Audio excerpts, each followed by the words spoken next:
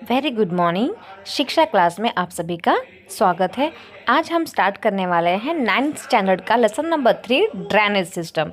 ठीक है, तो ये जो ड्रेनेज शब्द है ये क्या डिफाइन कर रहा है? अपने एरिया के रिवर सिस्टम को डिफाइन कर रहा है। ठीक है, जो छोटी छोटी नदियाँ होती है वो अलग अलग डायरेक्शन में फ्लो होकर एक जगह मिल जाती है और वहाँ से एक दूसरी नदी का निर्माण होता है, उसे कहा जाता है ड्रेनेज सिस्टम। अब वाटर डिवाइड क्या होता है? तो जब रिवर फ्लो होती है तो बीच में से जो एलिवेटेड एरिया होता है या बीच में से कभी कभी माउंटेन जो है वो खड़ा हो जाता है, जिसके वजह से एक नदी जो है वो दो पार्ट में डिवाइड हो जाती है। हमारे इंडिया में रिवर को दो भागों में बांटा गया है। एक है द हिमालयन रिवर और सेकंड है the peninsular river. Physiography reason के वजह से हिमालयन और जो पेनिनसुलर रिवर्स हैं दोनों आपस में बहुत डिफरेंट है। हिमालयन रिवर जो होती है वो पेरेनियल होती है, मतलब कि उसमें 12 महीना पानी होता है और ये नदियों में पानी रिवर के हेल्प से और स्नो पिघलने के हेल्प से आता है। हिमालयन रिवर्स की दो मेन नदियों का नाम है Indus river and Brahmaputra river, जो माउंटेन से निकलती हैं। ये नदियाँ माउंटेन से कट होकर जॉर्जेस बनाती हैं, जैसा कि आप फोटो में देख सकते हैं। आप इस फोटो में देख सकते हैं कि कैसे दोनों तरफ से कट होके माउंटेन में से निकलकर रिवर कैसे फ्लो हो रही है। आप इस पिक्चर में अच्छे से देख सकते हैं, आपको समझ में आ जाएगा। चलिए अब आगे देखते हैं। जो हिमालयन रिवर्स होते हैं उनके जो कोर्सेस होते हैं वो बहुत लॉन्ग होते हैं और हिमालयन रिवर जो है वो इरोजनल एक्टिविटीज़ भी करती है, मतलब अपने साथ में अंदर की जो मिट्टी होती है वो सब अपने साथ में बहाकर लेकर चलती है। इसके बाद रिवर जब प्लेन्स एरिया में आती है तब वो मियंडर्स बनाती हैं, ऑक्सबो लेक्स बनाती है। आप इस इमेज में देख सकते हैं कि मियंडर्स किसे कहते हैं। जो मियंडर्स का मतलब होता है मुड़ना, तो जो रिवर्स हैं वो जो सांप के शेप में मुड़ती है ना, उसे ही कहा जाता है मियंडर्स। आई होप आपको मियंडर्स समझ में आ गया होगा। अब देखते हैं ऑक्सबो लेक। जब रिवर बार बार टर्न लेकर मियंडर्स बनाती रहती है तब उसमें से एक मियंडर्स रिवर में से कट होके साइड में हो जाता है, मतलब कि जैसे कि आप पिक्चर में देख सकते हैं जो एक यू शेप में साइड में कट चुका है उसे ही कहा जाता है ऑक्सबो लेक। ठीक है, और वो रिवर से कट कब होता है? जब रिवर जो होती है वो अपने साथ में बहुत सारे stones, cells, decaying plants and animals को लेके आती है, तो वो कॉर्नर में शिफ्ट कर देती है, डिपॉजिट कर देती है। डिपॉजिट करने के वजह से इतना ज़्यादा डिपॉजिट कर देती है कि वो पूरा एरिया ही क्या हो जाता है, ब्लॉक हो जाता है। और ब्लॉक होने के वजह से ये जो यू शेप में का जो पार्ट होता है वो रिवर से सेपरेट हो जाता है और रिवर जो होती है वो अलग डायरेक्शन में ही फ्लो होना स्टार्ट कर देती है। अब देखते हैं पेनिनसुलर रिवर के बारे में। तो जो पेनिनसुलर रिवर्स होती हैं वो सीजनल होती हैं, उनके अंदर ज़्यादा पानी नहीं होता है। इनके अंदर पानी रेनफॉल के टाइम पे ही आता है और ड्राई सीज़न में ये रिवर सूखने लग जाती है और अपने चैनल को बहुत छोटा कर लेती है, क्योंकि ज़्यादा पानी नहीं होता है। इस वजह से पेनिनसुलर रिवर्स जो होती हैं उनके जो कोर्सेज होते हैं वो बहुत शॉर्टर होते हैं, मतलब बहुत छोटे होते हैं और कम गहरे होते हैं। कोई कोई रिवर हैं जो सेंट्रल हाईलैंड से बहती हैं वेस्ट की तरफ, और कोई कोई जो रिवर्स हैं वो वेस्टर्न घाट से ओरिजिनेट होती है और ईस्ट वार्ड की तरफ फ्लो होकर बे ऑफ बंगाल में ड्रेन हो जाती हैं। तो चलिए जानते हैं कुछ हिमालयन रिवर्स के बारे में। तो हमारे इंडिया में दो तरीके की रिवर होती है, एक होती है हिमालयन रिवर और सेकंड होती है पेनिनसुलर रिवर। ठीक है, हिमालयन रिवर में कौन सी इंपॉर्टेंट रिवर्स होती हैं, तो Indus river, Ganga river and Brahmaputra river. ये जो तीन रिवर्स हैं उनके, ये तीन रिवर्स जो हैं वो हिमालयन रिवर्स की इम्पॉर्टेंट नदियां हैं। ठीक है, इनके हम लोग ड्रेनेज सिस्टम के बारे में पढ़ेंगे वन बाय वन। और जो पेनिनसुलर रिवर है उसमें the Narmada, the Tapi, the Godavari, the Mahanadi, the Krishna and the Kaveri, ये जो 5 नदियां हैं वो पेनिनसुलर रिवर्स की इम्पॉर्टेंट नदियां हैं, जो पेनिनसुलर के एरिया से ही क्या होता है, उद्गम होती हैं। ठीक है, तो आई होप इतना आप लोगों को समझ में आ गया होगा। वन बाय वन हम लोग ये रिवर्स के बारे में पढ़ेंगे। ठीक है, तो फर्स्ट है इंडस रिवर सिस्टम। ठीक है, तो इंडस की जो सहायक नदियां हैं वो है झेलम, चेनाब, रावी, सतलज, ब्यास। झेलम, चेनाब, रावी, सतलज, ब्यास। झेलम, चेनाब, रावी, सतलज, ब्यास। तो ये जो 5 रिवर्स हैं वो इंडस रिवर्स के ट्रिब्यूटरीज हैं। ठीक है, सहायक नदियां हैं। अब देखते हैं कि ये जो जितनी भी नदियां हैं वो कौन से स्टेट से निकलती हैं। ठीक है, तो झेलम जो है वो जम्मू एंड कश्मीर से निकलती है और पाकिस्तान में चली जाती है। ठीक है, जो चेनाब नदी है वो हिमाचल प्रदेश से निकलकर जम्मू एंड कश्मीर जाती है और उसके बाद वो पाकिस्तान में मिक्स हो जाती है। ठीक है, नेक्स्ट है रावी। तो जो रावी रिवर है वो भी हिमाचल प्रदेश से निकलती है, पंजाब जाती है और फिर फ्लो होकर पाकिस्तान में चली जाती है। नेक्स्ट है सतलज रिवर। तो जो सतलज रिवर है वो तिब्बत से निकलती है, फिर हिमाचल प्रदेश में फ्लो होकर जाती है, फिर हिमाचल प्रदेश से पंजाब जाती है और फिर पंजाब से पाकिस्तान चली जाती है। और जो 5th वन है वो है ब्यास। तो जो ब्यास नदी है वो हिमाचल प्रदेश से निकलती है, पंजाब जाती है और फिर फ्लो होकर पाकिस्तान में चली जाती है।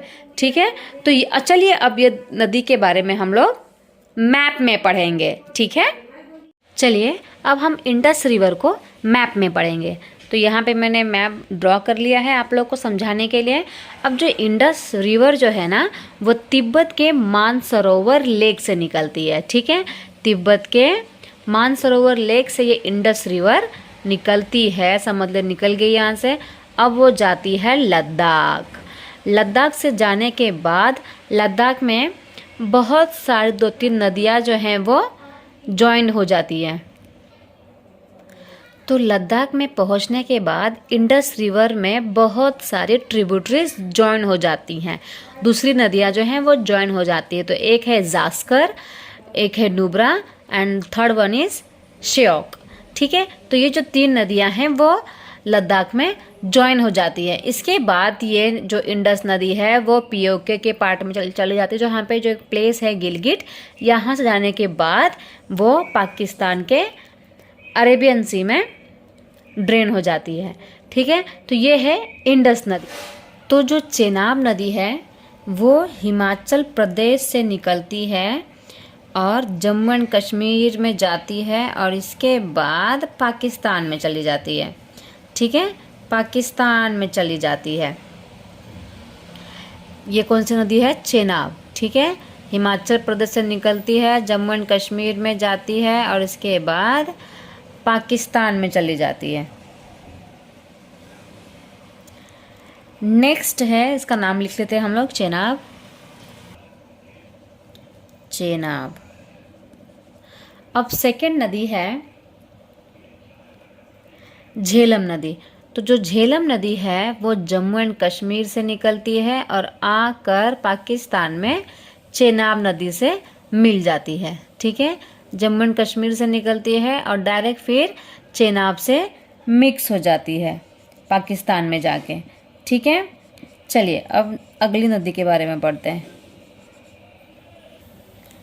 चलिए अब सतलज के बारे में देखते हैं। तो जो सतलज नदी है वो तिब्बत से निकलती है और तिब्बत से निकलकर हिमाचल प्रदेश जाती है। तिब्बत से सतलज निकली, हिमाचल प्रदेश गई, इसके बाद पंजाब में जाने के बाद पाकिस्तान में जाकर इंडस नदी से मिक्स हो जाती है। ठीक है, यह है इंडस नदी। इंडस नदी से ये मिक्स हो जाती है। ठीक है, ये कौन सी है? सतलज।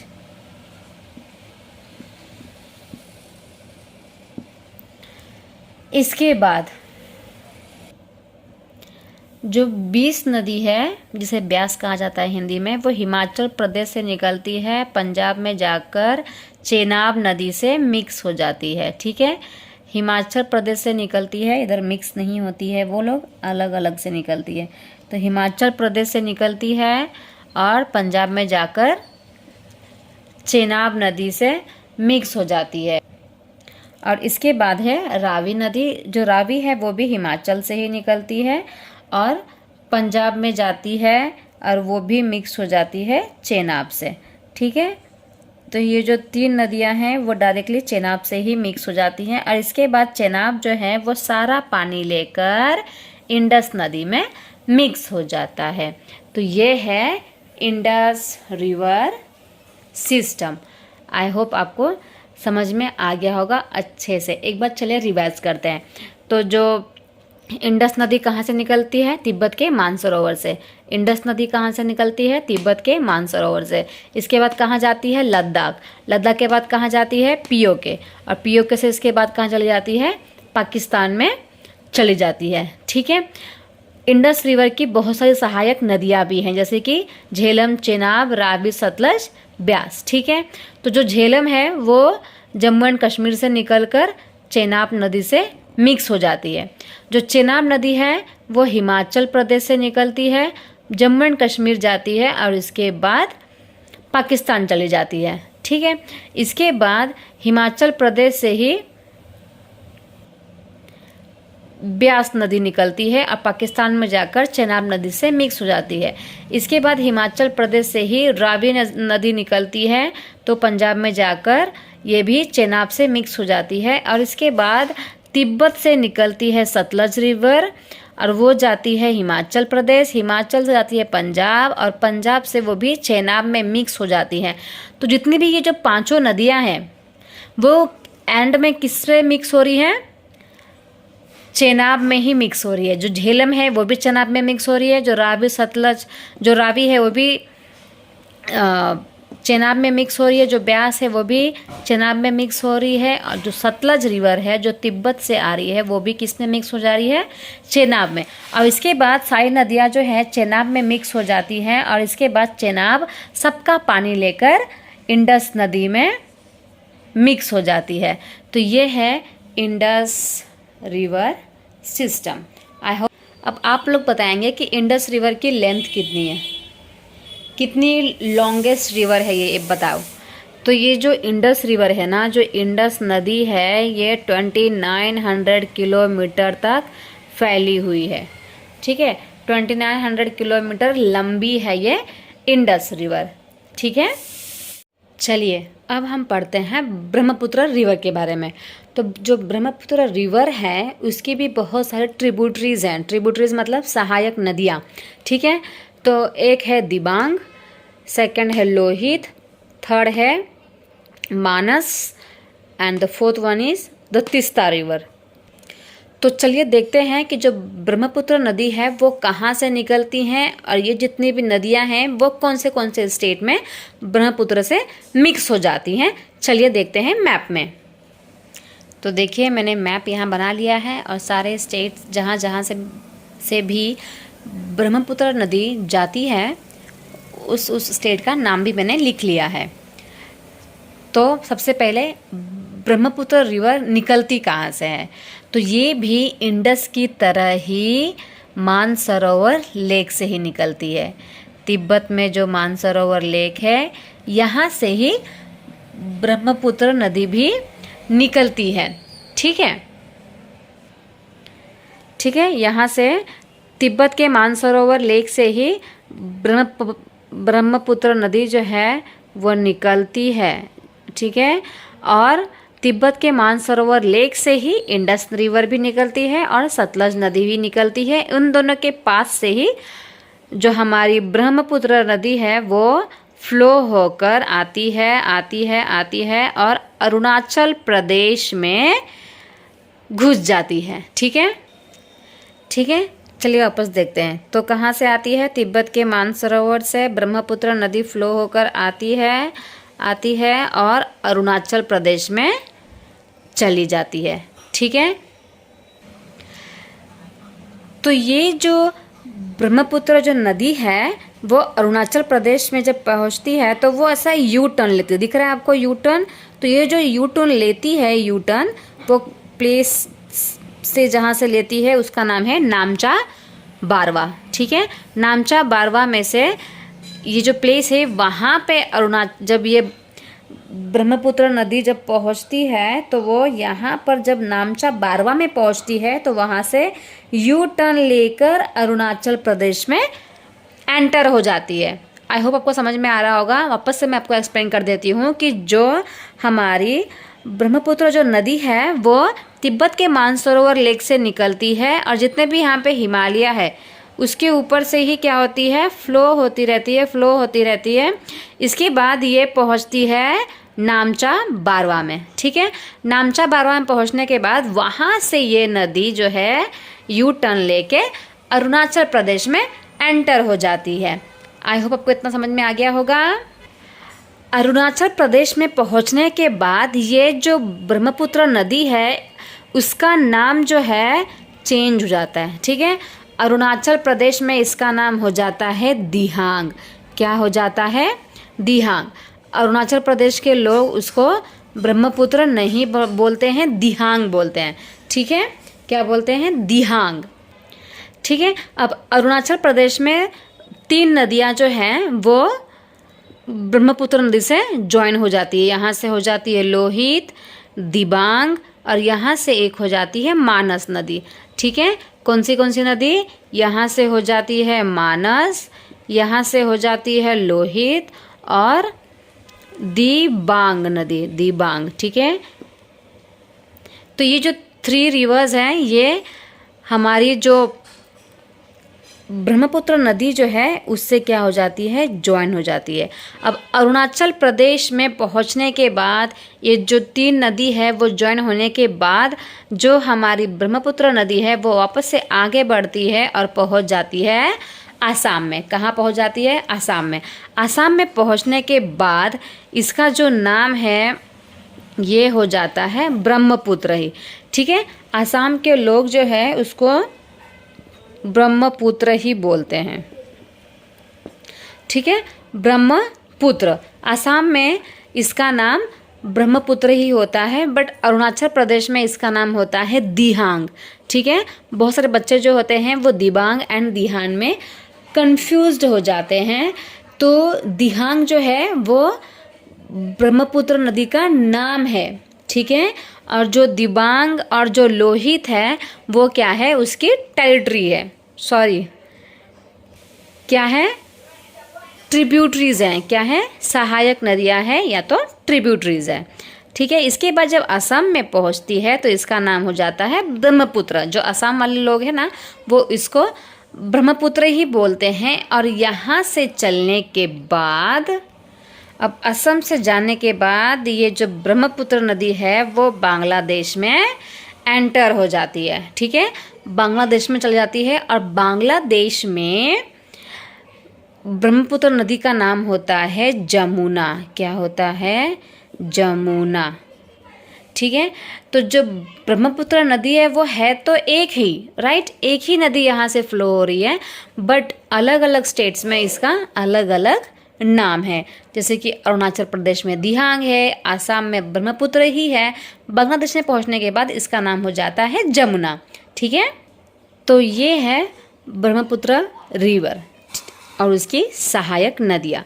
अब यहाँ पे अगर अब हम नेक्स्ट जो पढ़ने वाले हैं वो पढ़ेंगे गंगा रिवर सिस्टम के बारे में। ठीक है, तो गंगा रिवर जो है ना वो वेस्ट बंगाल में पहुँचने के बाद 2 पार्ट में डिवाइड हो जाती है। ठीक है, एक हो जाती है हुगली और एक जो है वो बे ऑफ बंगाल बांग्लादेश में एंटर हो जाती है। एक जो 2 पार्ट में डिवाइड होने के बाद एक जो है वो बांग्लादेश में आ जाती है और एक जो है उधर ही फ्लो होने लगती है, उसका नाम बन जाता है हुगली नदी।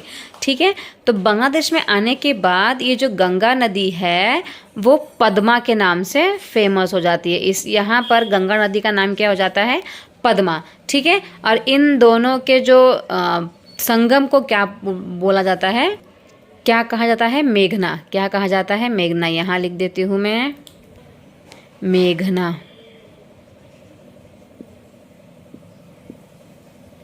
ठीक है, मेघना कहा जाता है।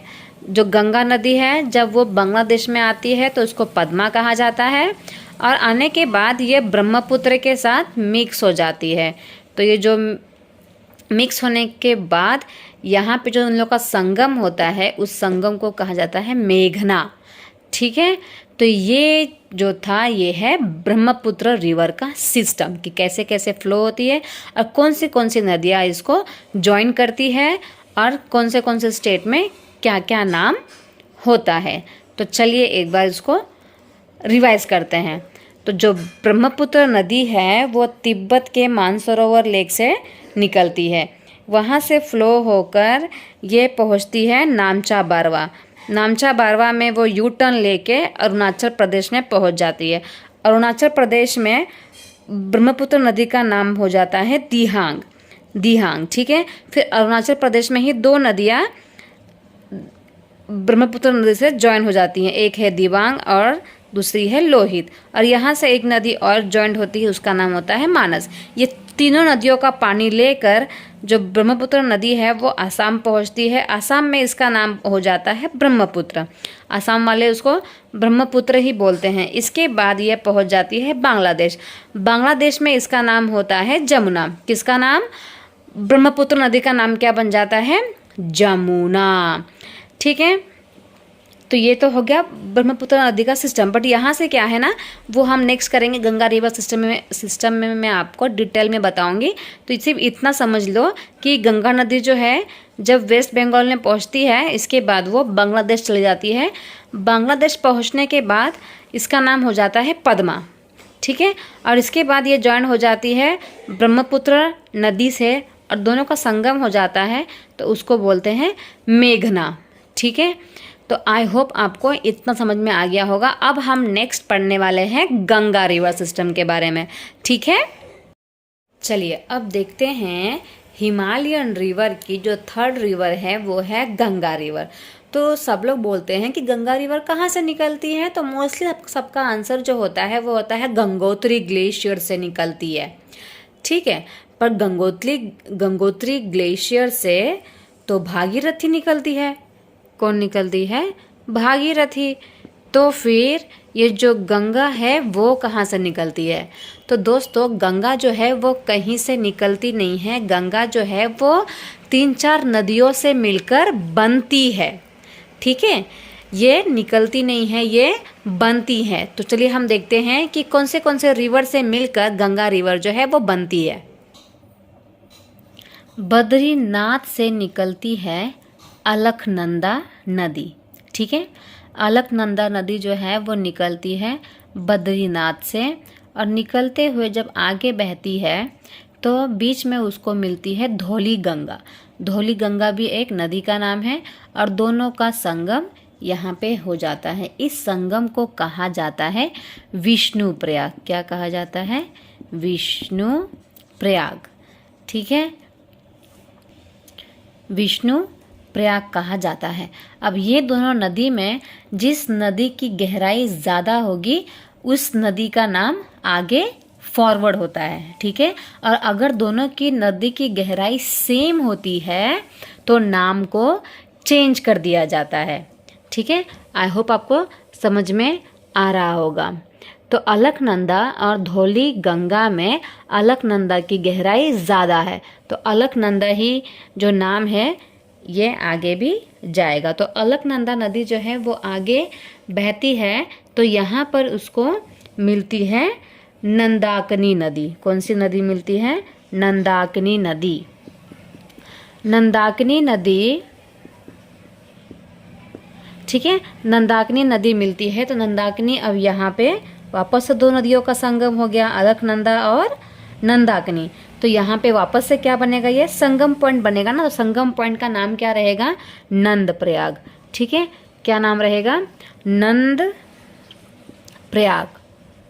अब वापस से देखा जाएगा कि दोनों नदी में किसकी गहराई ज़्यादा है, अलकनंदा और नंद प्रयाग में किसकी गहराई ज़्यादा है। तो अलकनंदा की जो गहराई है वो ज़्यादा होगी। तो अलकनंदा बोलेगी कि तुम्हारी गहराई, ए नंद प्रयाग तुम्हारी गहराई कम है, तो हम ही आगे बढ़ेंगे।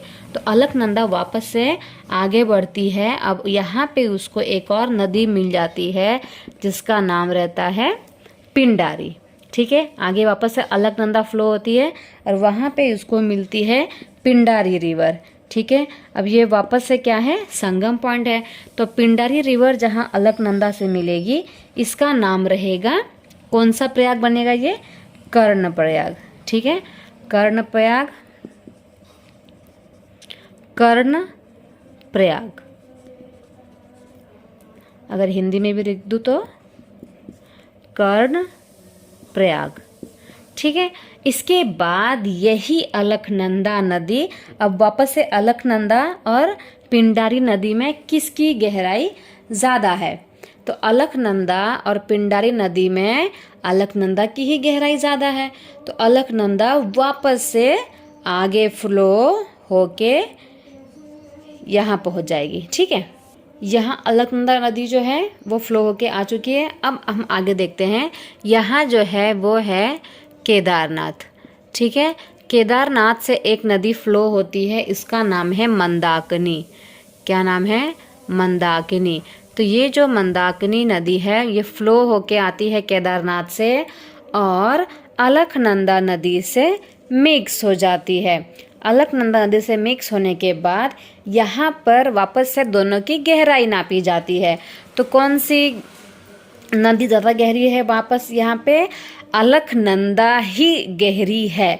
ठीक है, तो अब दोनों का यहाँ पे संगम हो गया। तो दोनों के संगम को क्या कहा जाता है, रुद्र प्रयाग। क्या कहा जाता है, रुद्र प्रयाग,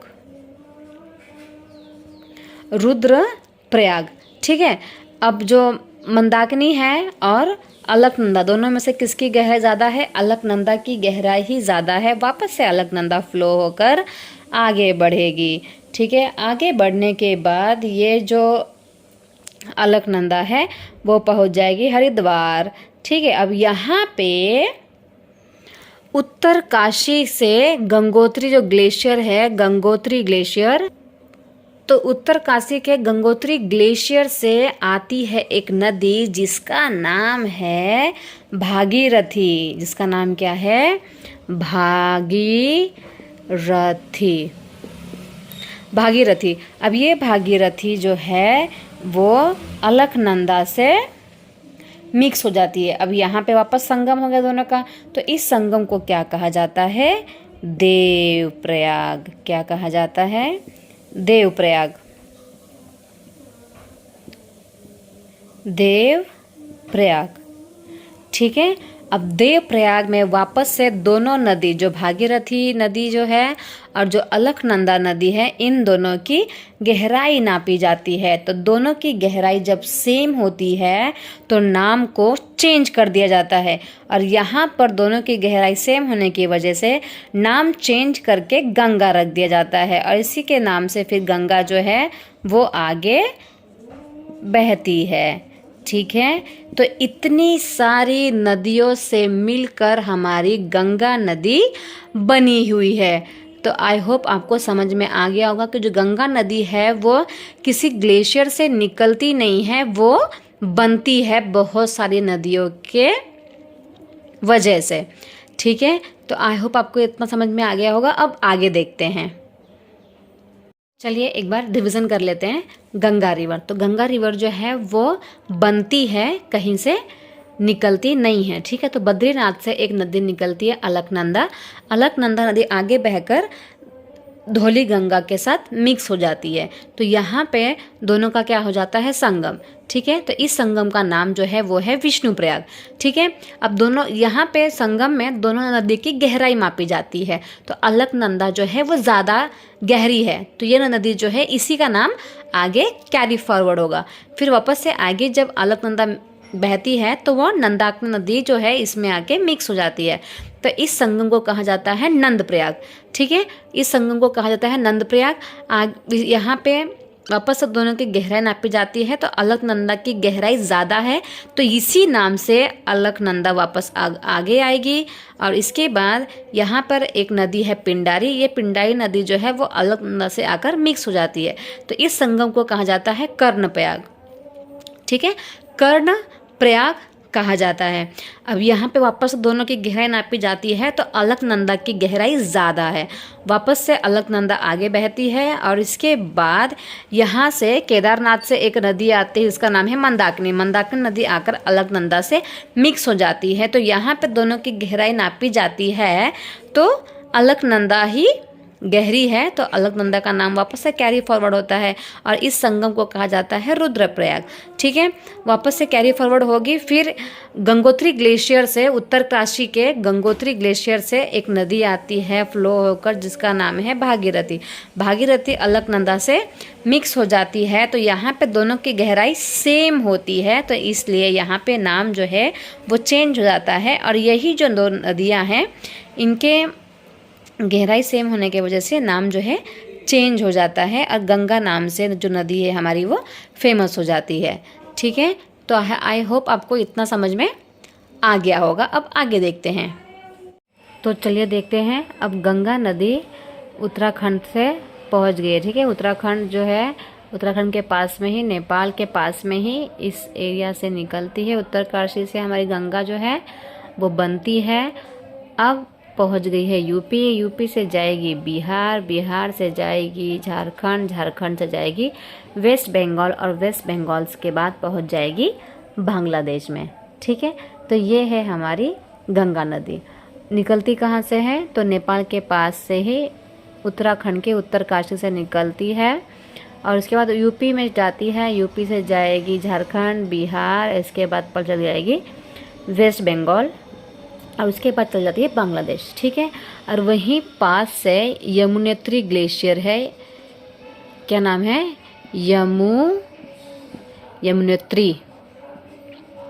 यमुनेत्री ग्लेशियर से निकलती है यमुना नदी और वो भी इसके तरह ही बहती है। ठीक है, और यूपी में इनका संगम हो जाता है। कहाँ पे संगम होता है, प्रयागराज में यमुना और गंगा का संगम हो जाता है। ठीक है, चलिए अब गंगा और यमुना का संगम हो चुका है कहाँ पर, प्रयागराज में। अब यहाँ पे मध्य प्रदेश से और भी 2-3 जो नदियाँ हैं ना, वो यमुना नदी में जॉइन हो जाती हैं। चलिए देखते हैं कौन से नदियाँ हैं। तो एमपी के विंध्या रेंज, ये तो आपको पता ही होगा कि एमपी में विंध्या रेंज है। तो इस विंध्या रेंज से 3 नदियाँ निकलती है, चंबल, बेतवा और केन। चंबल, बेतवा, केन, चंबल, बेतवा और केन।